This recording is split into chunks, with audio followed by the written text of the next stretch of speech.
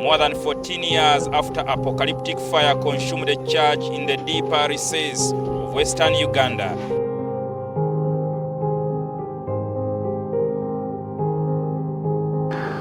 And the total of the bodies recovered were 780.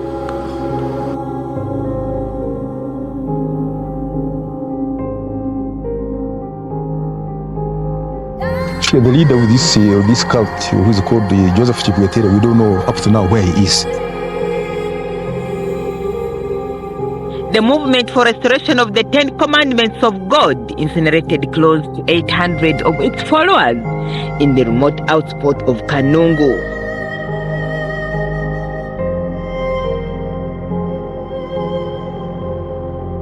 That's what we know people from there, is that these people died in the fire. Police has tabled a report into the findings of the Kanungu massacre.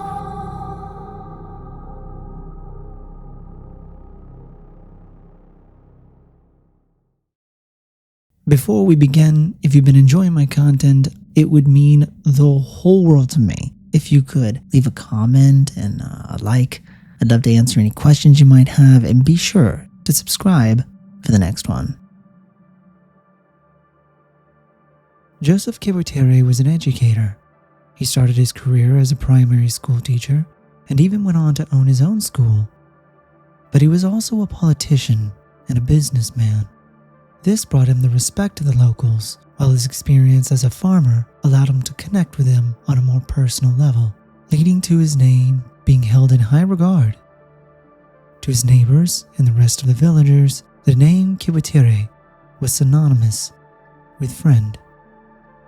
His home was in Kabumba, a small and once prosperous fishing village in the Ntungamo district of Uganda.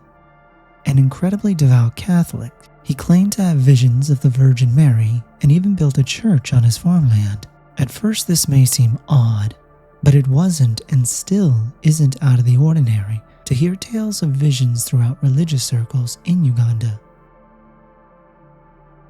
In 1960, he married a woman named Teresa and went on to father 13 children with her, as well as 3 from a previous marriage for a total of 16. Calling Joseph a family man would be an understatement. Yes, all things considered, in a country where war and death are far too common, his life was a good and peaceful one, and to a faithful and holy man like Joseph, it would have seemed like God himself had sent these miracles in return for his devotion. But the devil would send a gift of his own.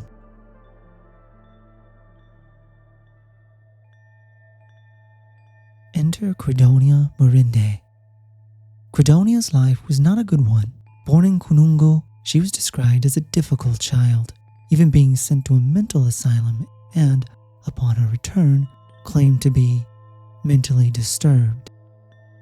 Her personality only worsened as she grew older. Rumors would surround her wherever she went.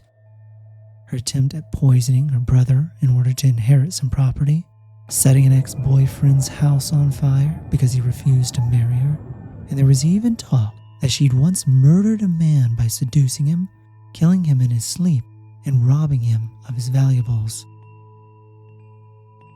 Murderer or not, what is known is that she was a former bar owner, prostitute, and according to herself, mouthpiece of, yet again, the Virgin Mary.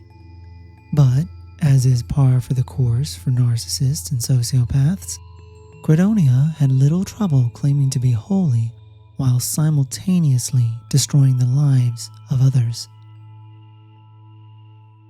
She and her daughter, Ursula Kamohangi, were 2 of several pioneers of a movement led by a woman named Ladina Buzige, who is said to have had her own call from the heavens at Nyabugoto Rock.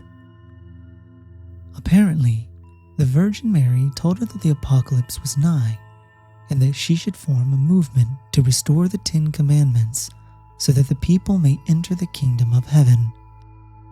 Although they attempted to solidify their presence in the area, arson and even stoning of the congregation by the locals ran them from the area, which led to its demise.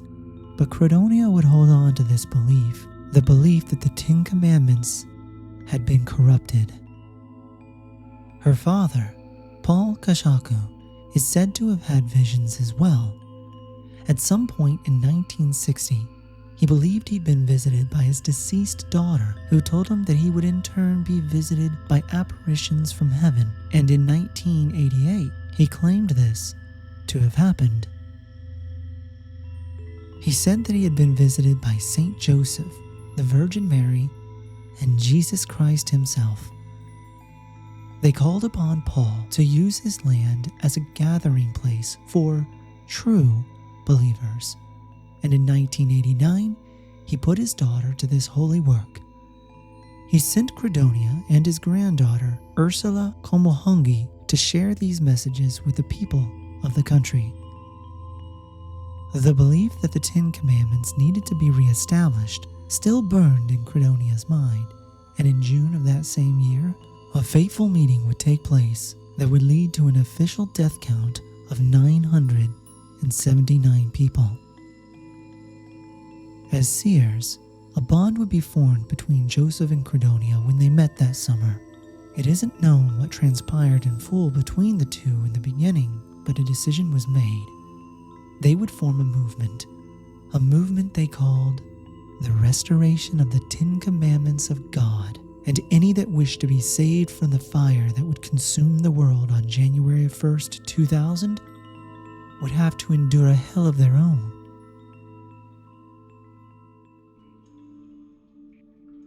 By the end of 1989, the movement had amassed a relatively large following, including actual Catholic priests, which Credonia was able to convert over to the group's prophetic ideals.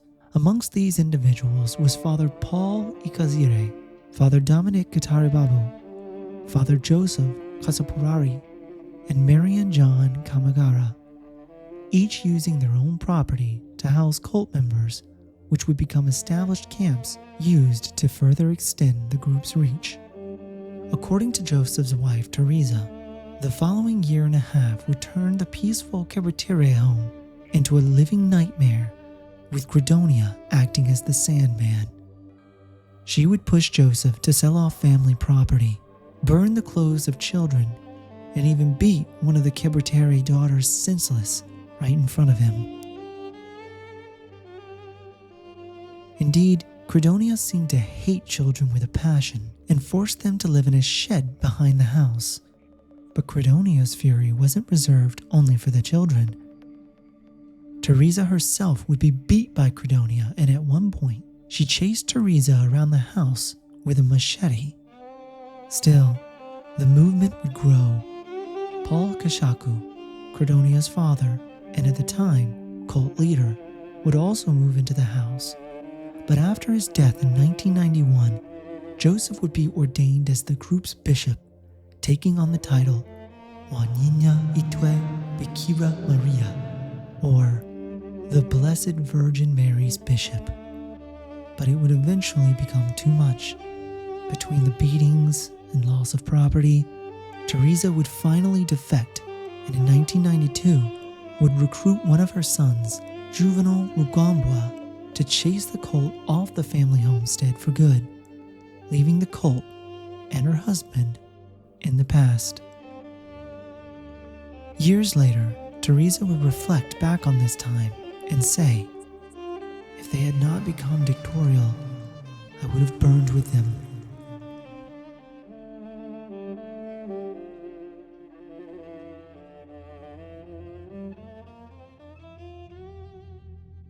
With nowhere else to go, Joseph called upon a man he'd once employed, Topher Shemoriza. Now a local official, he provided them sanctuary in a government-provided house. And 2 weeks later, they would establish their headquarters in Kunungu, calling this new compound Ishayurio Via Maria, or the Virgin Mary's Salvation. But to most, it was simply referred to as the Ark. The followers would seemingly want for nothing in their new safe haven. They built houses, an office building, and an education center, which was an officially licensed boarding school. They acted as their own architects, builders, farmers, and teachers, and all of it made possible through the selling of property and possessions provided by the loyal followers. In 1997, they became registered as a non-government organization, providing further legitimacy. This in particular isn't something that came easily. Although it's justifiably easy to criticize the various governments for their failures in preventing the tragedy that would occur, it's worth noting that as far back as 1994, the movement's request to be registered as an NGO would be refused. It was only when the local leader in charge of these matters was transferred that they were given their license. What deal made this possible is up for speculation. These new and larger facilities would lead to a complexity in the cult's structure.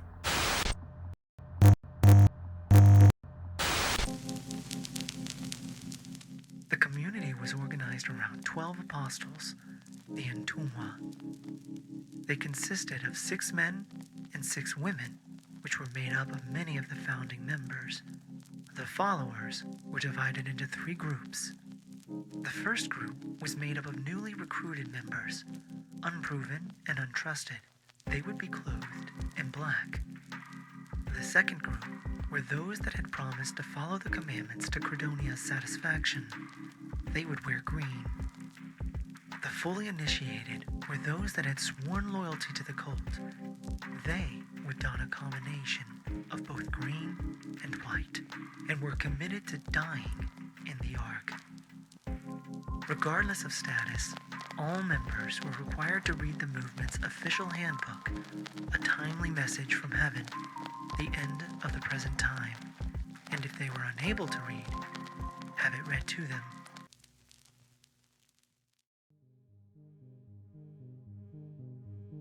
As the cult rose in its numbers, so too did they add to the number of rules that would grow more and more dictatorial as Credonia and the rest of the leaders became increasingly unhinged. One particular rule, said to have been declared by the Virgin Mary herself and delivered to Credonia's sister, Angelina Megisha, was the rule of silence. In an attempt to stop anyone from breaking the 9th commandment, "Thou shalt not bear false witness," complete silence was all but required. Followers, terrified of Credonia's wrath, would use simple sign language when necessary, but in her presence, even this invited punishment. Beatings were the norm. Followers were only fed on certain days of the week, and their schedules were packed so densely with work, anyone considering a coup would simply have no energy to organize one. Families would be separated and sent to differing camps, and in the cases that spouses did happen to live in the same facility, intercourse was strictly prohibited and punishable by incredibly violent beatings. Of course, it would be foolish to think for a moment that any leader, in any capacity, would follow the same rules they set. In one case, a high-ranking member actually walked in on Credonia and Joseph having sex. When he demanded answers, Credonia claimed it was ordained. Any further questions would go unanswered, and if pressed, would certainly not go unpunished.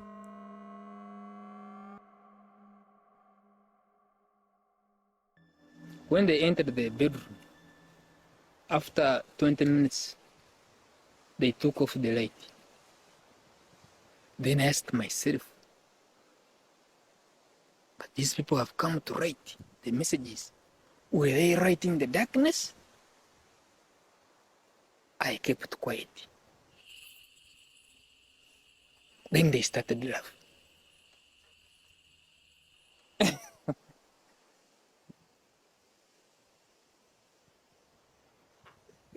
He started laughing in the bedroom.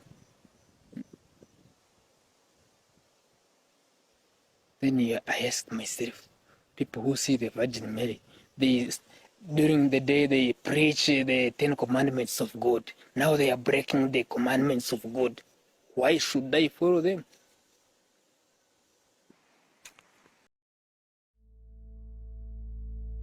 They were methodical in their control.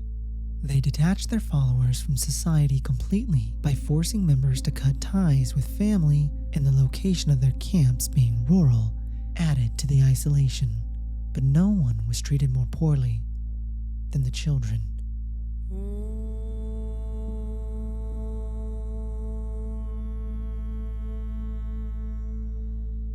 Handed down by the caretakers, punishments for children were beyond harsh.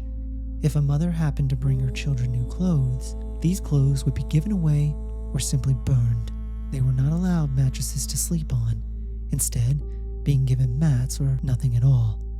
If a child happened to cry during the night, they would be taken outside into the cold, half naked and shivering, until they stopped. Even children living near the compound were said to be in danger, since reports of kids going missing had become increasingly common in the area. Juvenal Rugambwa, one of Joseph's sons and the man that drove the cult away from the homestead, recalled that when he had chased off the last of the cult members from his home, he found only the elderly remained and, locked in a separate room, the children.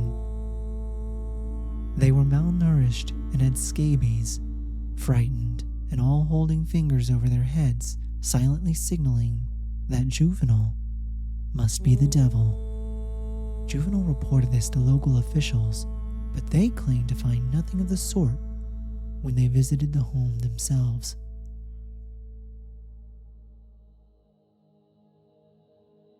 Be it due to pressure or arrogance, in 1998, a reporter was allowed into the compound at Kunungu. What they found was deplorable. Emaciated children living in appalling conditions, terrified and barely alive. But this only led to the revoking of their license to operate a school, as well as the loss of their status as a non-government organization. Though the school eventually closed, it continued to get universal primary education funds until the hell that would befall the members the following year. But it didn't matter. By this point, the numbers had grown to as high as 4,000. There were defections, yes, but many were top leaders that had gone back to the teachings of the Catholic Church, be it due to the treatment of the followers, the forcible sale of their own properties, or, and more likely, the quickly approaching date of January 1st, 2000.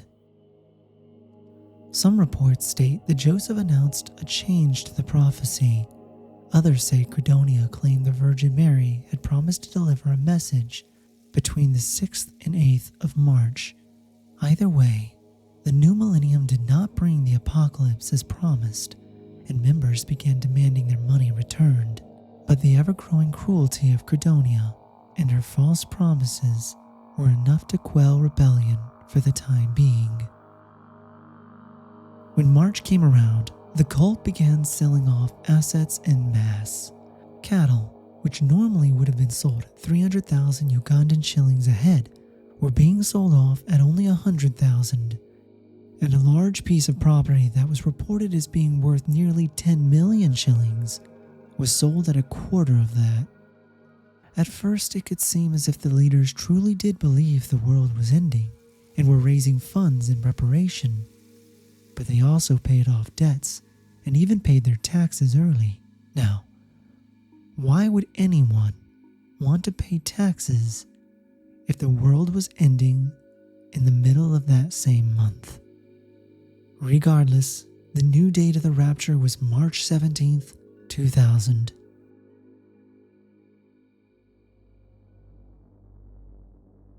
On March 9th, 36 jerry cans of gasoline were bought at a gas station in Kampala, and Father Katari Babu bought 2 20-liter jerry cans of concentrated sulfuric acid, supposedly for use in the batteries of the cult's vehicles.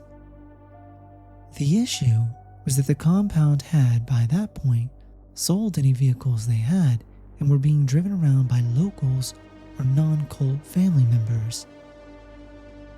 On March 15th, 3 cattle that had not been sold off were slaughtered, and witnesses reported seeing 70 crates of Coca-Cola being loaded into one of the 2 church buildings. The next day, a feast was held in celebration of the coming apocalypse, but it's worth noting that the leaders were said not to have attended this feast. Joseph himself had made his way to the police department in order to deposit the land title of the cult's property, along with a few other documents for safekeeping, leading many to believe he was never acting as a blind follower, though his actions could very well have been ordered by Credonia.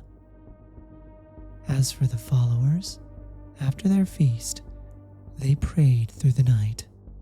At 10 a.m., March 17th, members met in the older of the two church buildings. It's important to note the older church building was typically used as a dining hall. It's possible that the promise of another feast was used to lure them in, but it's certain that they understood and accepted the windows were nailed shut and the door was locked behind them, apparently keeping the non-believers out as hell rained down on earth was the excuse given. A half hour later, an explosion was heard in the old church building with more than 500 people inside burst into flames.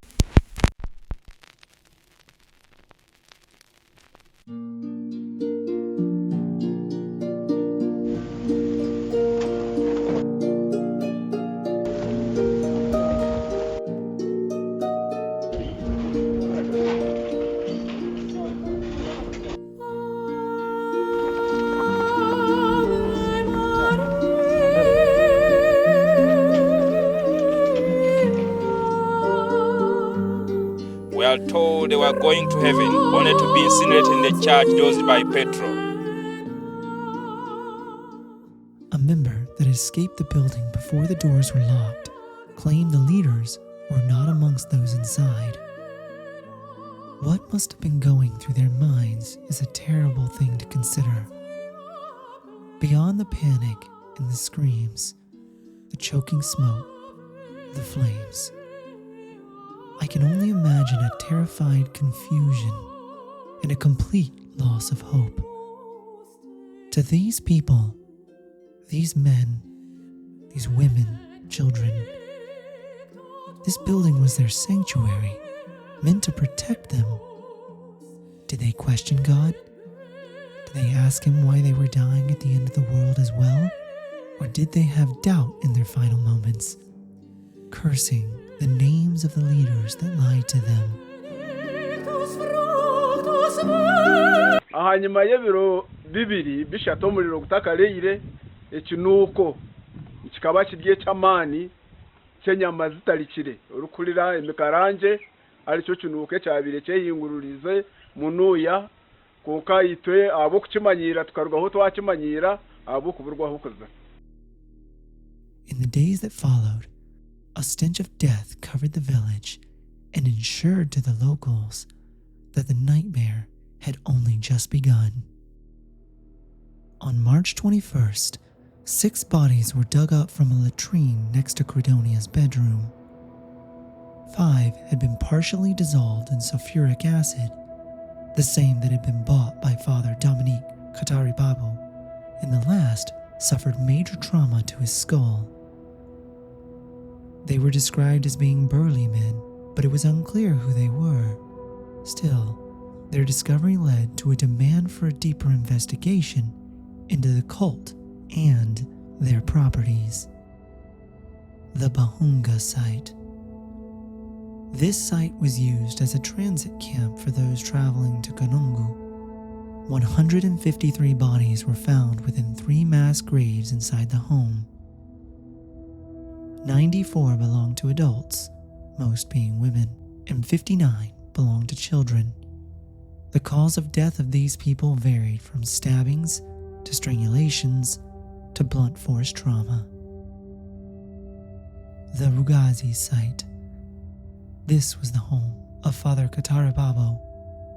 It was found to have 155 bodies buried, a combination of men, women, and children.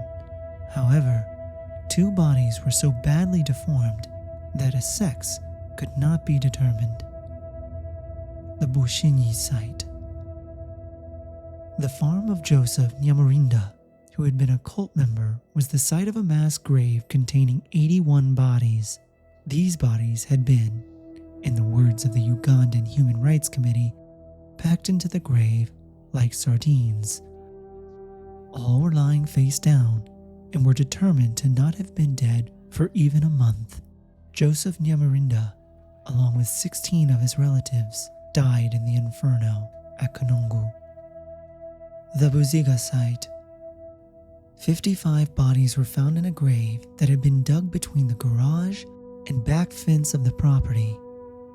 Neighbors told stories of the kind priests that lived there, bringing soil to use on the roads to fill potholes. No one had ever thought to ask where the soil had come from. To dig these sites, local prisoners were used. A few of these men were Sam Yaruhanga, a 22-year-old from Konongo, serving a 2-year sentence for stealing a tarp. Herbert Yolibona, a 19-year-old serving a 12-month sentence for stealing a goat. And Alphonse Twinomugisha, a 20-year-old, serving a 3-month sentence for not paying his taxes. A total of 35 prisoners were used in the exhumation of the bodies. Some were there for serious crimes, others for petty offenses. Although officials claimed to have provided gloves and rubber boots, many went without boots, and some without gloves. Most men working in the hot sun would work without even shirts. 979 bodies were discovered before officials put an end to the search. It's believed, had they not, the number would have continued to grow, exceeding 1,000 and then some. Investigators believe these mass graves contained those that attempted to defect. Branded as traitors, they were murdered, most likely by the 6 large men found in the latrine near Cordonia's home, and very likely on her orders. In April, arrest warrants were issued for all the leaders, though most are believed to have perished in the fire.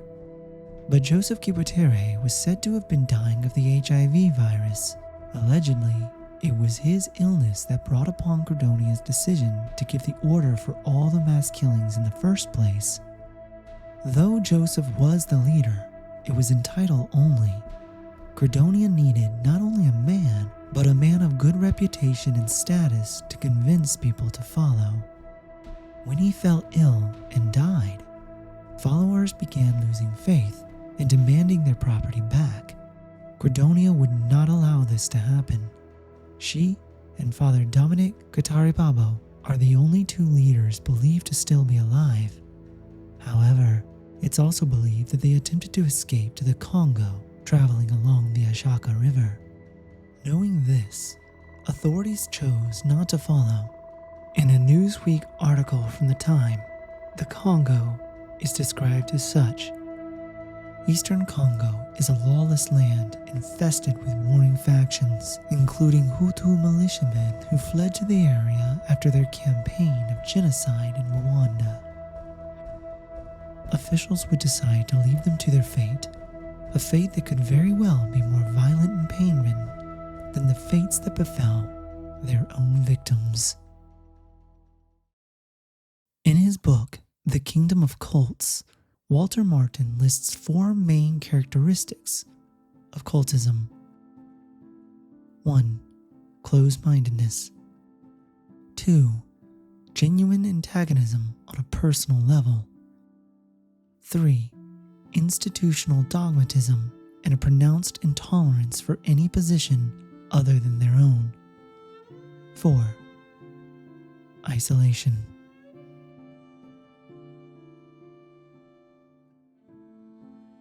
It doesn't mention religion, intelligence, or a lack thereof, nor does it mention class, status, or age. Our ability to question leadership is what's given rise to the modern world. A question does not equate to criticism, nor is it a comment on the validity of a belief. One person should never believe themselves to be above questioning. If you ever find yourself feeling that way, it may be time to start asking some questions. of your own.